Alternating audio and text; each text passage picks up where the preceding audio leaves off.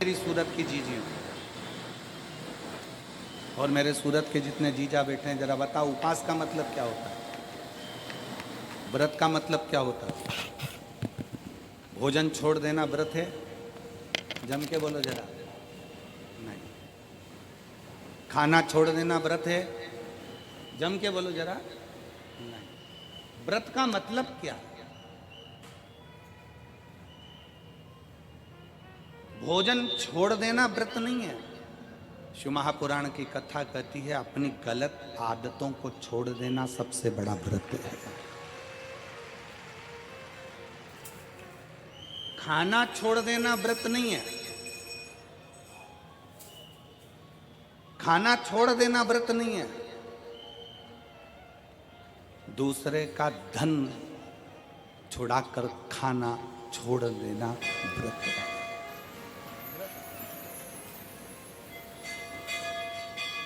मंदिर में जाकर पूजन करना, मंदिर में जाकर अगरबत्ती लगाना, ये व्रत अपनी जगह पर है। पर किसी को शिक्षा की जरूरत है, उसको शिक्षा दे देना। किसी को चिकित्सा की जरूरत है, उसकी चिकित्सा में थोड़ा सा धन लगा देना।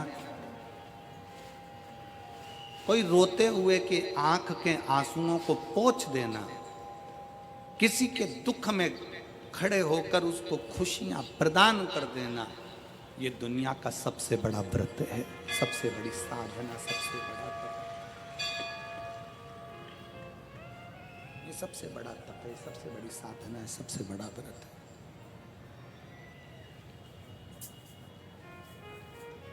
कभी करके देखो।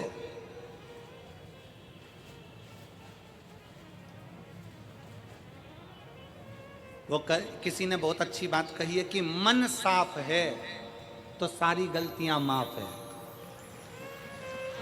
और अगर मन ही साफ नहीं है तो गलती कौन माफ करेगा भाई?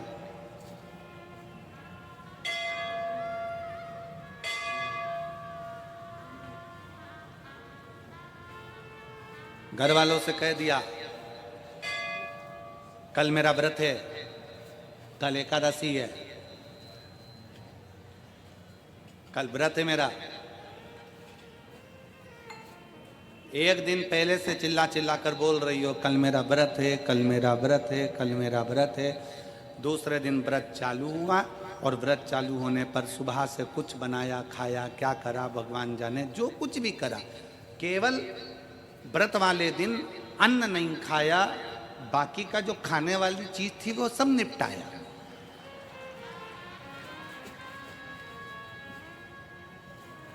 अब हम आपसे पूछें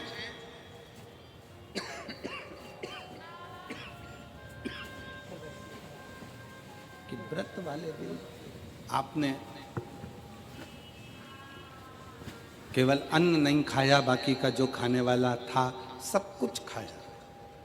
अब कोई आपसे पूछे कि आपने सवेरे भी फलाहार करा, दोपहर में तुमने फल खाया, शाम को सोते समय तुमने फलाहार करा, तुम फल खाए, इतना तुमने जो खाया उतने में तुमने भगवान का गुणगान कितना गाया, तुम भगवान का भजन कितना करा, तुमने भगवत नाम स्मरण कितना किया, तुमने भगवान का नाम उच्चारण कितना किया।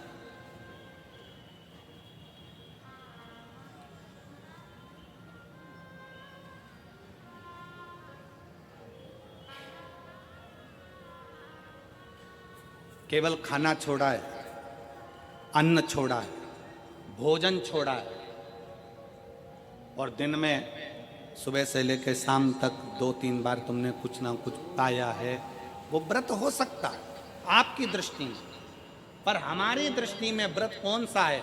शिव महापुराण की कथा कहती है कि सुबेरे आपका व्रत चालू हुआ, दूसरे दिन ब्रह्म मुहूर्त तक जो आपका व्रत आपने रखा है, भगवान का जो व्रत कर रहे हो, उस व्रत में एक बात अपने अंदर उतार कर रखो कि इस दिन मैं अपने मन का त्याग करती हूँ, पूरे दिन मैं मैसेज नहीं पढ़ूंगी, मैं देखूंगी नहीं, मैं अपशब्द नहीं कहूंगी, मैं जानूंगी नहीं। दूसरा, आज के दिन मेरा व्रत है, आज एक महीने में, 15 दिन में, 2 दिन में, 20 दिन में मैंने अगर किसी से भी अपशब्द कहा होगा, आड़ा टेढ़ा कहा होगा, तो सबसे पहले आज व्रत वाले दिन मैं उसको सॉरी कहूंगी, क्षमा मांगूंगी और अपने हृदय से लगाने का प्रयास करूंगी। व्रत है, व्रत का तीसरा अंश। आज मेरा व्रत है, मैं आज के दिन किसी को भी अपशब्द नहीं बोलूंगी, किसी के लिए आड़ा टेढ़ा नहीं बोलूंगा। आज जितना बन सकेगा मैं सात्विक जीवन जीऊंगा। चौथा, आज मेरा व्रत है, आज के दिन मैं झूठ नहीं बोलूंगी, ना झूठ बोलूंगा सुबह से लेकर शाम तक। और पांचवा, आज व्रत वाला दिन है, जितना फलार मैं करूंगी उसका पैसा जोड़ूंगी कि 15 रुपए का मैंने साबूदाना खाया, 10 रुपए का बटाटा खाया, ये खाया, वो खाया, सारा हिसाब लगाकर 55, 60, 70 रुपए जितने होते हैं उसमें से एक अंश निकालकर मैं उसका एक भाग किसी गौशाला में जाकर गाय को चारा जरूर दूंगी।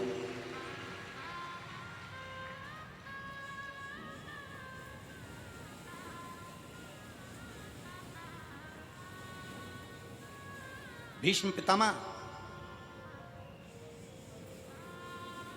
एकादशी का व्रत करते थे।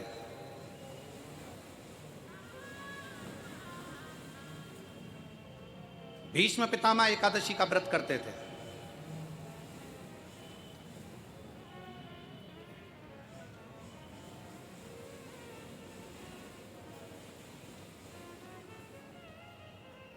भगवान कृष्ण ने अर्जुन से कहा, बाण छोड़, भीष्म पितामह के शरीर के लिए। आप सबसे एक बात पूछना चाहते हैं, आपके शरीर में बाण ही बाण छुपे हुए हो, पूरा शरीर छेदित हो गया गोली गोली से, बाणों से, आप जिंदा रहोगे कि मर जाओगे? जीवित रहोगे? जम के तो बोलो। व्यक्ति मर गया।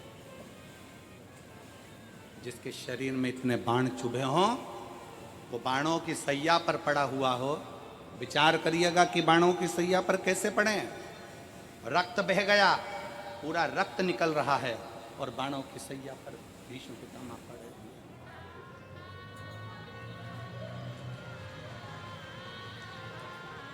बाणों की सैया पर भीष्म पितामह पड़े। विचार करिए।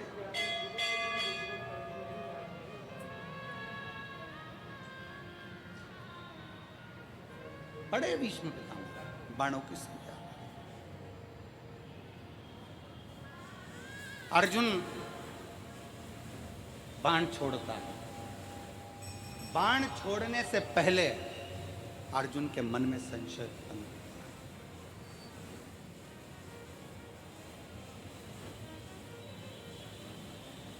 बाण छोड़ने से पहले अर्जुन के मन में संशय। अर्जुन ने कहा, प्रभु अगर मैं बाण छोड़ता हूं और भीष्म पितामह के शरीर में लगेगा तो भीष्म पितामह को कष्ट बहुत होगा, बहुत कष्ट। अगर मैं बाण छोड़ता हूं तो भीष्म पितामह को कष्ट बहुत होगा।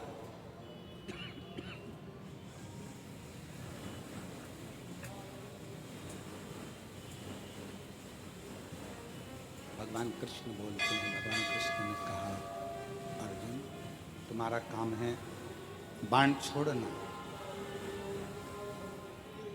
दुनिया के लोगों को लगेगा कि अर्जुन ने बाण छोड़े हैं और भीष्म पितामह के शरीर पर बाण लगे हैं और बाणों की सैया पर भीष्म पितामह पड़े हैं। पर अर्जुन, सत्यता तो ये है कि भीष्म पितामह ने एकादशी का व्रत किया हुआ है। 26 एकादशी भीष्म पितामह ने करी है। उन एकादशी पर भीष्म पितामह एक काम करते थे, उस एकादशी के दिन भीष्म पितामह कहीं नहीं जाते थे। गौ माता के पास रहकर गाय को चारा देकर, गाय की सेवा कर कर, गाय की पूजन कर कर, गौ माता की आराधना कर कर भीष्म पितामह अपना एकादशी का व्रत करते थे। गौशाला में गौ माता को जितना फलाहार देते थे, अपने अंश से, अपने जो पाया, जैसा पाया वैसे अंश के हिसाब से गौ माता की सेवा में लीन रहते थे। अर्जुन, घबराना नहीं। बाण तुम छोड़ोगे, दुनिया के लोगों को लगेगा कि अर्जुन ने बाण छोड़ा है। भीष्म पितामह बाणों की सैया पर पड़े हैं, दुनिया के लोगों को लगा रहेगा। पर अर्जुन, भीष्म पितामह के शरीर में बाण नहीं चुभेंगे। भीष्म पितामह बाणों की सैया पर नहीं, जो एकादशी का व्रत भीष्म पितामह ने करा है, उस एकादशियां भीष्म पितामह को अपने हाथ पर झेल लेगी और उसको अपने हाथों पर।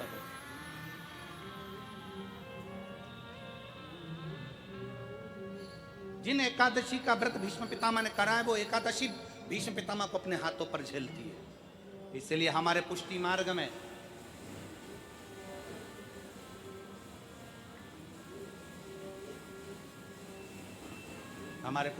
में जहां हम ब्रह्म संबंध लेते हैं,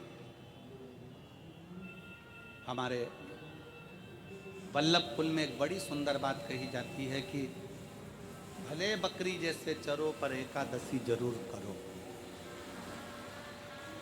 वो भीष्म पितामह के संवाद को देखकर कहा जाता है।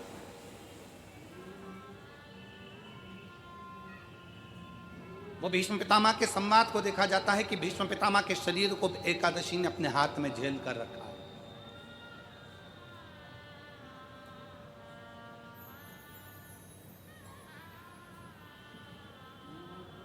आप पशुपतिनाथ का व्रत करते हो, आप 16 सोमवार का व्रत करते हो, आप संकट सोमवार का व्रत करते हो, आप शिवरात्रि का व्रत करते हो, आप सोमवार की अष्टमी का व्रत करते हो। उन व्रतों में सारे व्रत करो मना नहीं है, पर उस व्रत में अपना पूर्ण समर्पण परमात्मा के प्रति रखो। एक पत्र है,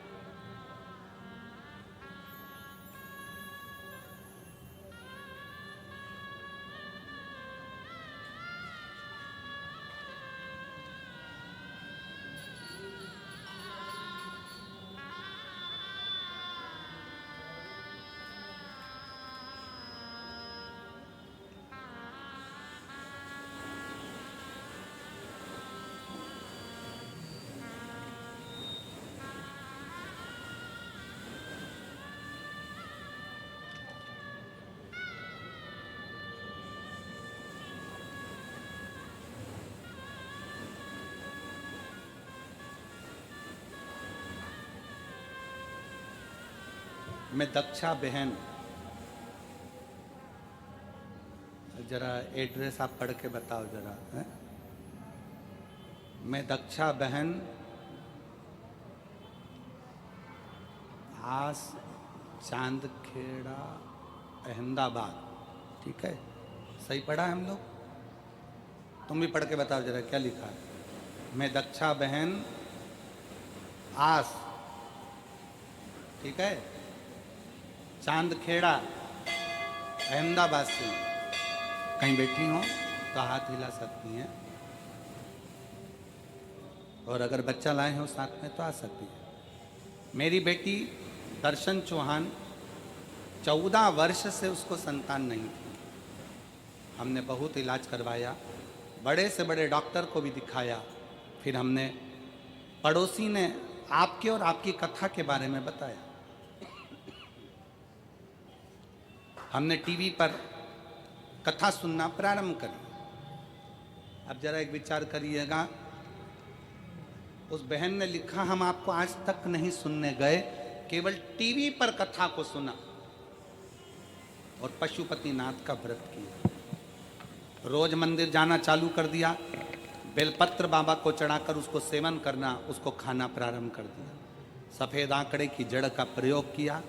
फिर हम दोनों माँ बेटी बड़ौदा में जो कथा हुई, उस कथा में पहुंच गए, और दोनों माँ बेटी ने कथा श्रवण कर वहाँ की मिट्टी को अपने गर्भ से लगाना, प्रणाम करना, 7 दिन तक पूरी कथा को श्रवण करा और बाबा से झोली पसार कर विनती करी कि 14 साल शादी को हो गए, अब तो लगता है कि औलाद नहीं होगी। बाबा की ऐसी कृपा हुई, 3 महीने कथा के पूर्ण हुए और गर्भ ठहर गया। 23 अक्टूबर 2023 को हमारे घर में संतान ने जन्म लिया, 14 साल के बाद, 14 वर्ष के बाद संतान की प्राप्ति, 14 वर्ष।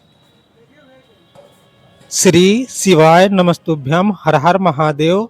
सूरत गुजरात में चल रही श्री शिव महापुराण की कथा में चौथे दिन की कथा में पूज्य गुरु जी ने बहुत सरल और आसान उपाय बताए हैं। पूज्य गुरु जी ने व्रत के नियम 5 नियम बताए हैं व्रत के। जब भी हम आप व्रत करते हैं तो अगर इस नियम को धारण करेंगे तो भगवान भोलेनाथ अवश्य हमारी मनोकामना को पूर्ण करेंगे। इस वीडियो को ज़्यादा से ज़्यादा तक शेयर करें। भगवान भोलेनाथ आपकी मनोकामना पूर्ण करें। वीडियो को लाइक करें और चैनल को सब्सक्राइब करें। श्री शिवाय नमस्तुभ्यम। हर हर महादेव।